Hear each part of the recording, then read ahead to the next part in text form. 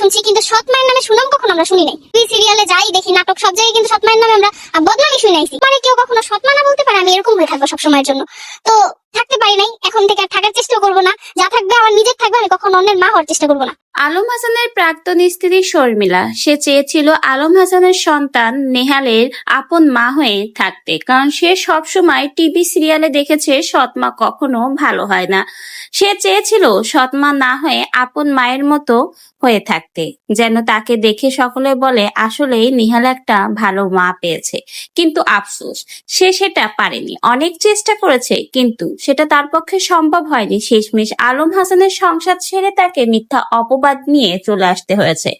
তাই তো শেষমেশ আলম হাসানের প্রাক্তন স্ত্রী শর্মিলা জানালো, সে অনেক চেষ্টা করেছে ভালো মা হয়ে থাকার জন্য, কিন্তু সেটা যখন সে পারেনি, সে আর কোনো রকমের চেষ্টা করবে না। তার সব চেষ্টা শেষ হয়ে গেছে। এখন সে আর কারো মা হবে না, যদি হয় নিজের সন্তানেরই মা হবে, কিন্তু অন্য কারো মা হয়ে সে ভালো আর সাজতে চায় না। ঠিক এভাবেই আলম হাসানকে নিয়ে এবং তার সন্তানকে নিয়ে কথা বলল শর্মিলা।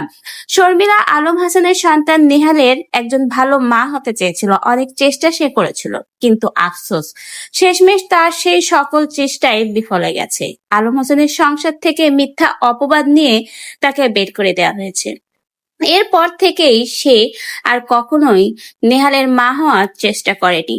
সে চায়ও না আর কখনোই এভাবে কারো মা হওয়ার। সে মা হলে নিজের সন্তানেরই মা হবে। অনেক ক্ষোভ, কষ্ট, আক্ষেপ নিয়েই কিন্তু এই কথাগুলো জানালো আলম হাসানের প্রাক্তন স্ত্রী শর্মিলা।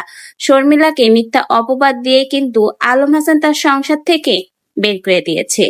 আল্লাহ মানুষকে শাস্তি দেয় খুবই ধীরে, আল্লাহর বিচার হয় ধীরে ধীরে। আজকে দেখুন, একসময় এই মিথ্যা অপবাদ দিয়ে পরকীয়ার সম্পর্কে জড়ানোর মিথ্যা কাহিনী নিয়ে শর্মিলাকে বাসা থেকে আলম হাসান বের করে দিয়েছিল, আর আজকে দেখুন সেই আলম হাসানের নামেই পরকীয়ার মিথ্যা অপবাদ রটিয়েছে তারই প্রাণপ্রিয় স্ত্রী মুক্তা। এই জন্য বলে আল্লাহ ছাড় দেয় কিন্তু ছেড়ে দেয় না।